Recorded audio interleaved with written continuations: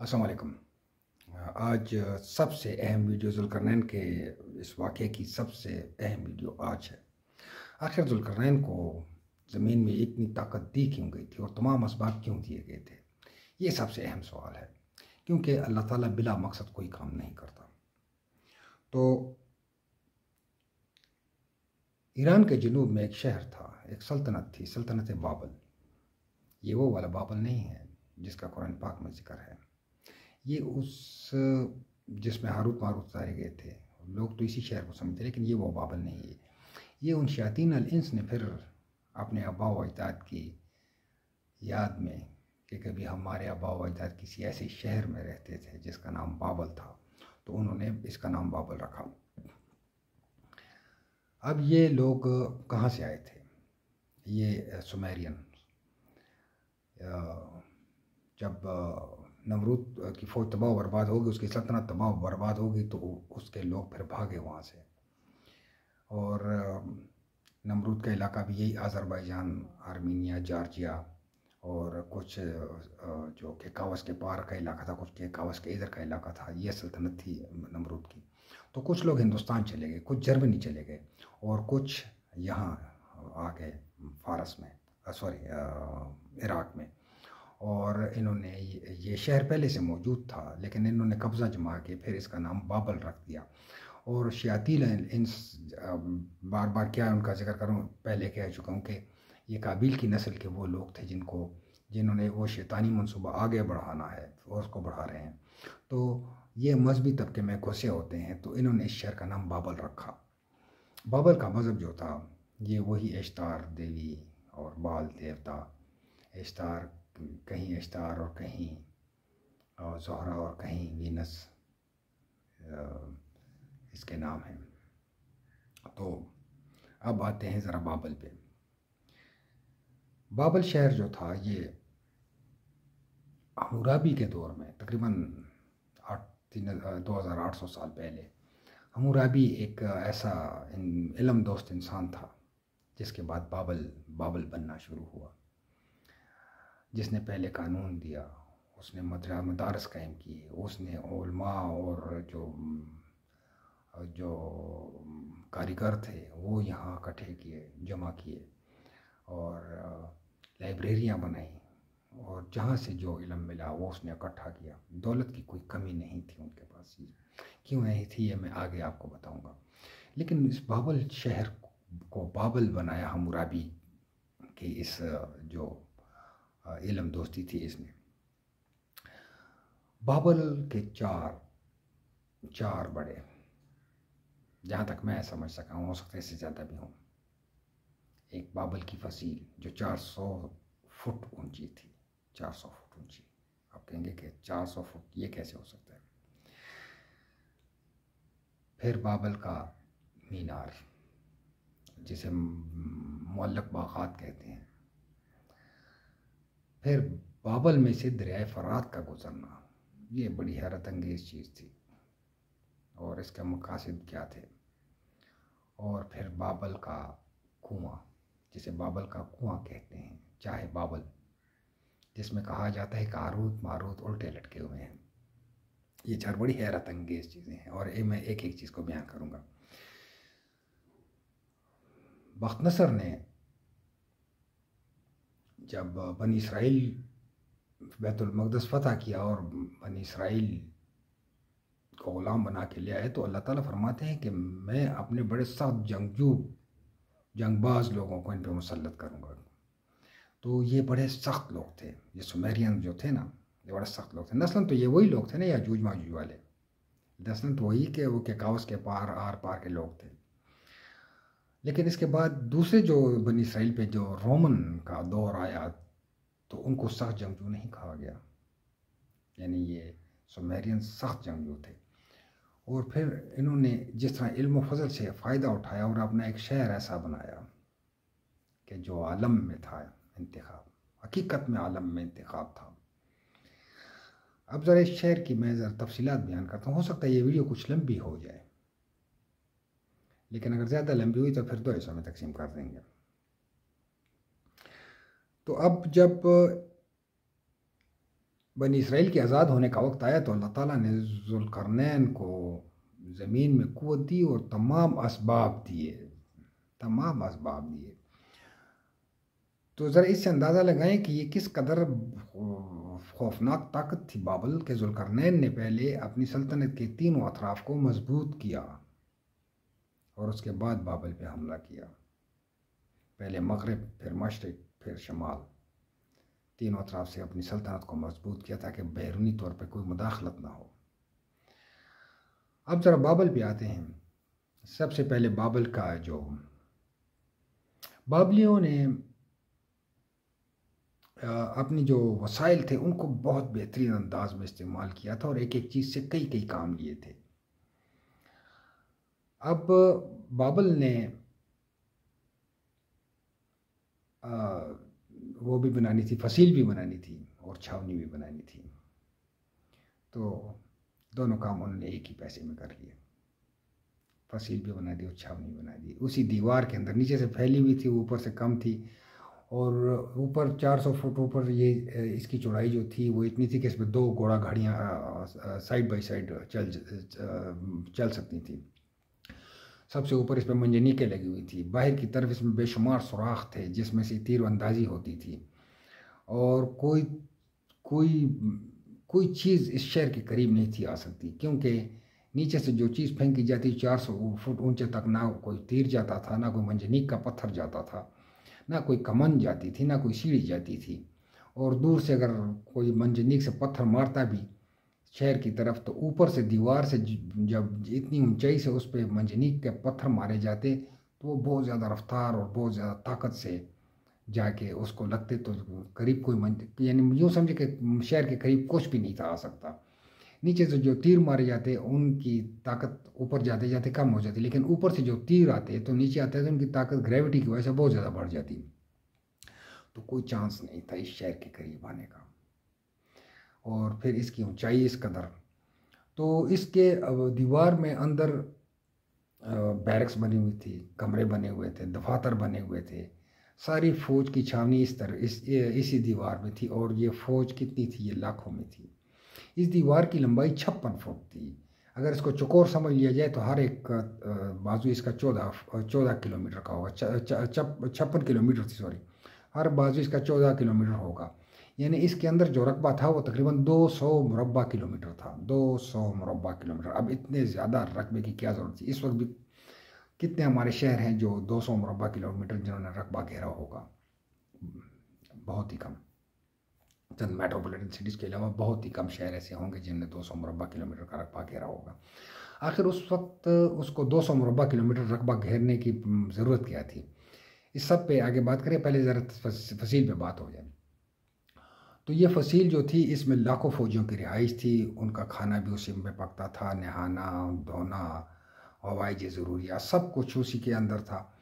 और इन लाखों फौजियों को पानी जो है वो फरात से पंपों के ज़रिए हज़ारों टन पानी रोज़ाना मुसलसल सप्लाई चलता रहता था और वो पानी उस दीवार, इस 56 किलोमीटर की दीवार के ऊपर से नीचे तक हर जगह वो पानी पहुंचता था। और सीवरेज का ऐसा निज़ाम था कि फिर वो पानी जो है वो अपने साथ सारी जो कूड़ा करकट और फुजला था वो बहा के ले जाता था और जहाँ से फरात दजला से बाहर निकलता था वहाँ जाके वो उसको डिस्चार्ज कर देता था। यानी एक ही पानी से कई काम लिए जाते और पानी भी जो पंप चढ़ाते थे तो वो मुसलसल चलते रहते थे और पानी के ज़ोर से ही वो चलते रहते थे। सिर्फ यही नहीं थे पहुंचाते, पूरे शहर में भी पहुंचाते थे, फसलों को भी पहुंचाते थे। बड़ा लंबा चौड़ा काम था उनका। तो इसी तरह शहर में जो पानी पहुंचाया जाता था वो भी अपने साथ कूड़ा करकट फुजला हर चीज़ बहा के ले जाता था। इसका मतलब है कि बहुत साफ़ सुथरे शहर थे। हिफ़्ज़ान सेहत के मुताबिक कहीं कूड़ा करकट, कहीं ढेर तो बड़ी दूर की बात, वहाँ पे कहीं पे कूड़ा करकट का कोई छोटा सा कोई कुछ भी नहीं था वहाँ पे। तो बाबल की ये जो दीवार थी इसमें जो फौजी बैरकें थी, फौज थी, तो उसी के अंदर वो रहते भी थे, उसी के अंदर वो ड्यूटी भी देते थे और बाहर की तरफ सैकड़ों हज़ारों सुराख बने हुए थे जहाँ पे वो तीरंदाजी के लिए के शहर की हिफाजत के लिए तो उसी में ड्यूटी देते थे। और फिर तेज़ रफ्तार तरीन निज़ाम था कि ऊपर से नीचे तक और शहर के दीवार के एक सिरे से दूसरी तक रसद फ़ौरन पहुंचती थी। उसी के अंदर उनके गोदाम थे, उसी के अंदर इसी दीवार के अंदर ही खाना पकता था। तीर तलवार ज़र्रे बख्तर पत्थर मंजनीकें जो चीज़ भी उस वक्त का जंगी सामान था तो वो उसी दीवार के अंदर ही मौजूद था। और इस दीवार को अब कौन क्रॉस करे, ये बड़ा अहम सवाल था। अब दूसरा इस शहर का जो सबसे दूसरा अहम तो खैर सभी थे, दूसरा इस दरिया जो फरात इसमें से गुजरता था। तो ये मेन फरात से एक शाख अलहदा की गई थी और इसमें सारा साल एक ही जितना पानी होता था, ना कम ना ज़्यादा। अगर सर्दियों में कम हो जाता तब भी इसमें इतनी मकदार होता था, अगर दरिया में तुगयानी आ जाती और गर्मियों में पानी बढ़ भी जाता तो तब भी इस दरिया में इतना ही पानी होता। ऐसा कोई मैकेनिज़्म उन्होंने इसका बनाया हुआ था बाबल वालों ने। तो ये दरिया शहर के अंदर इसमें मछलियाँ भी पकड़ी जाती थीं, इससे खेती बाड़ी भी की जाती थी पंपों के ज़रिए। जैसे मैंने कहा कि शहर पनाह को पानी सप्लाई किया जाता था, इसी तरह ये सारे शहर को, रिहाइश के जो इलाका था वो सारे शहर को ये पानी सप्लाई करता था। और फिर जो पानी इस्तेमाल हो जाता था तो वो अपने साथ शहर का कूड़ा करकट भी बहा के ले जाता था। और जहाँ से फरात बाबल से निकलता था वहाँ पे वो उस कूड़ा करकट वाले मिले पानी को भी दरिया में बहा देता था और वो शहर से निकल जाता था। यानी इस कदर मुनज़्ज़म अंदाज में ये शहर तामीर किया गया था। इसी फरात में कश्तियाँ भी चलती थी, इसी से मछलियाँ भी पकड़ी जाती थी। और 200 मुरब्बा किलोमीटर का जो रकबा था तो इसमें वो बहुत ज़्यादा रकबे में उन्होंने जंगल बसाए हुए थे, लगाए हुए थे जो ईंधन का काम देते थे। और कुछ रकबे में अब शहर आबाद थे, ग़ुलामों के लिए अलहदा बस्तियाँ आबाद थीं, वर्करों के लिए अलहदा आबाद थी ज़रा। और खेती बाड़ी होती थी, जानवर पाले जाते थे। यानी बाबल एक मुकम्मल खुद कफील शहर था।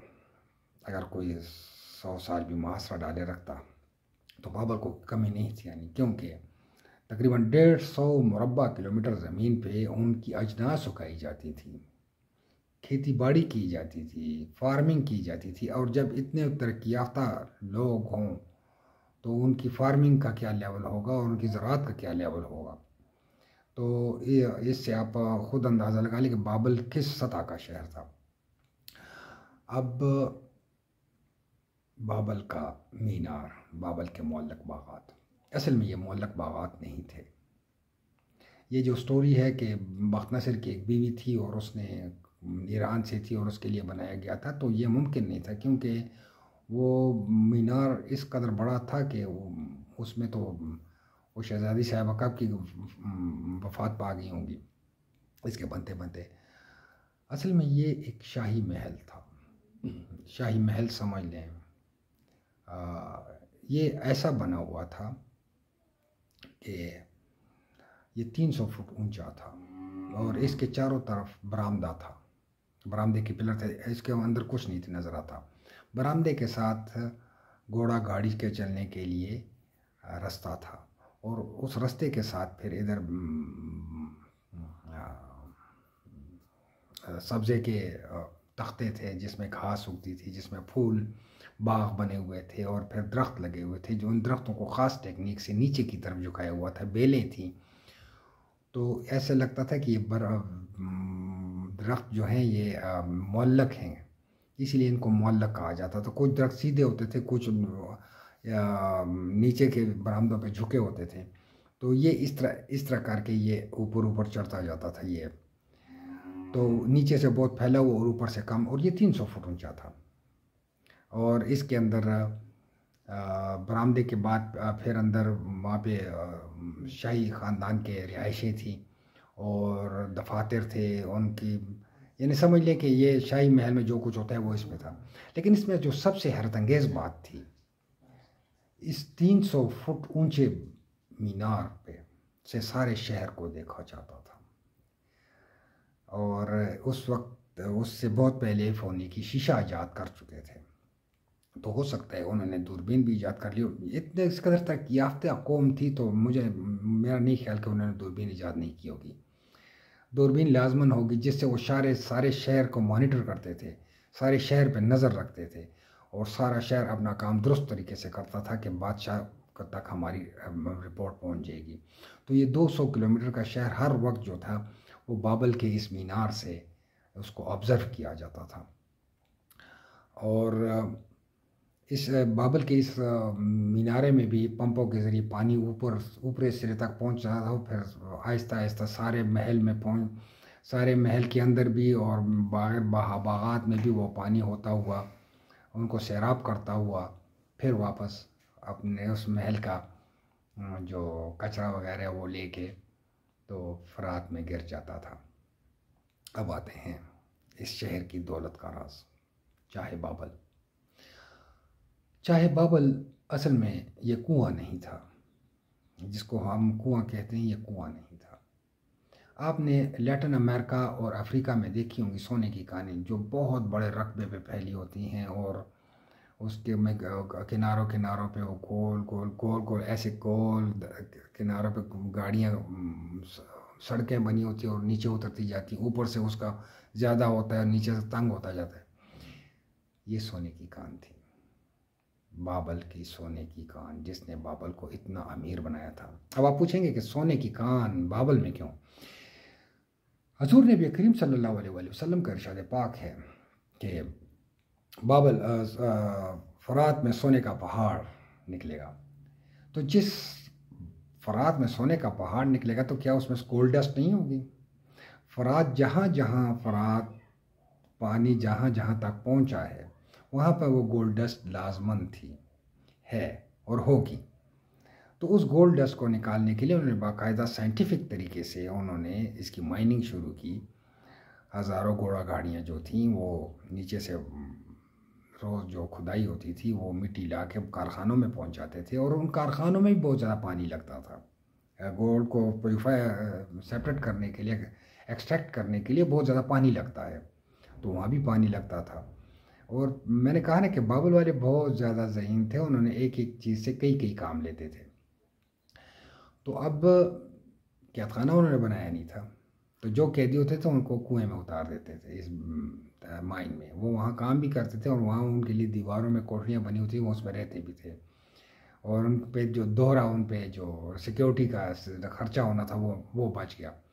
अब उनको खाना दिया जाता और उनसे बेकार लिया जाता और खुदाई करवाई जाती, तो और सोना निकलता था। अब ज़रा खुद सोचें, इस कदर दौलत थी तो उन्होंने इस कदर वसी और सल्तनत बनाई और इतना वसी शहर बनाया। इसकी फसील ही एक आलम में एक यूँ समझे कि अजीब ही चीज़ थी। अगर हेरोडोटस जो 1000 साल बाद इस इलाके से गुज़रा, तो साइरस आज़म ने शहर को फतह करके इसकी फसील मस्मार कर दी थी, और सिर्फ उसके आसार बचे थे मीनारे के, मुअल्लक बागात जिसे कहते हैं। तो हेरोडोटस ने उसको 7 अजायबात में शामिल कर लिया। अगर हेरोडोटस कहीं इस फसील को देख लेता तो पता नहीं इसको किस नंबर पे रखता, क्योंकि अजीब ही किस्म की वो फसील थी। जैसे मैंने आपको बताया, ये सारी मेरी अपनी तहकीक है, जिस पे आप इस पे जितना भी आप सोचते जाएंगे, ये 4-5 चीज़ें मैंने आपके सामने रख दी हैं, तो इस पे आप सोचें तो आपको और चीज़ें मिलती जाएंगी। तो इस सल्तनत को तबाह करने के लिए अल्लाह ताला ने जुल्करनैन को ख़ास किस्म की टेक्नोलॉजी दी, ख़ास किस्म के इल्म दिए, असबाब दिए, ताकत दी। अब अगर हम देखें तो इदरीस अलैहिस्सलाम को वार टेक्नोलॉजी दे के भेजा गया था, या फिर जुल्करनैन को वार टेक्नोलॉजी दी गई थी। चूँकि बख्तनसर ने यहूदियों को कैद कर लिया था और फिर यहूदियों की समझे कि तौबा कबूल होगी, तो उन्होंने आज़ाद होना था, अल्लाह ताला ने उनको आज़ाद करना था। तो इसलिए जुल्करनैन को इस कदर टेक्नोलॉजी और ये ताकत दी गई कि वो इस सल्तनत को ख़त्म कर सकें। दूसरा, इस शहर में एक और चीज़ भी थी, उनका मजहबी और उनकी समाजी जो था, मैं ज़रा उस पर बयान करूँ के बाल देवता और इश्तार की इबादत करते थे, और इनके चबूतरे, इनके मंदिर बहुत ऊंचे चबूतरों पे बनाए जाते थे, बड़े हैबतनाक किस्म के मंदिर बनाए जाते थे। और सेक्स फ्री माशरा था। साल में एक दफ़ा एक मेला लगता था जिसमें बैल और गाय के मिलाप को सरेआम देखते थे, और फिर उसके बाद बेहूदगी और शराब और सेक्स फ्री माशरा था बिल्कुल। और बस इसके बाद मैं आपको और क्या बताऊं, इससे ही आप समझ लें कि उसकी इखलाकी हालत क्या थी। लेकिन ताकतवर बहुत ज़्यादा थे, और इस ताकत को ख़त्म करने के लिए जुल्करनैन को इस कदर टेक्नोलॉजी दी। फिर जुल्करनैन ने इस शहर को फतह किया और इसको मस्मार कर दिया। तो ये ताकत जुल्करनैन को इस शहर के लिए दी गई थी। अब कैसे किया गया था इसके बारे में बहुत सारी राय हैं, लेकिन मुस्तनद कोई नहीं है। तो इस शहर को फिर ज़मीन से बराबर कर दिया था जुल्करनैन ने। उम्मीद है मैं अपनी बात आपको समझाने में कामयाब हो गया हूँ। अस्सलाम वालेकुम।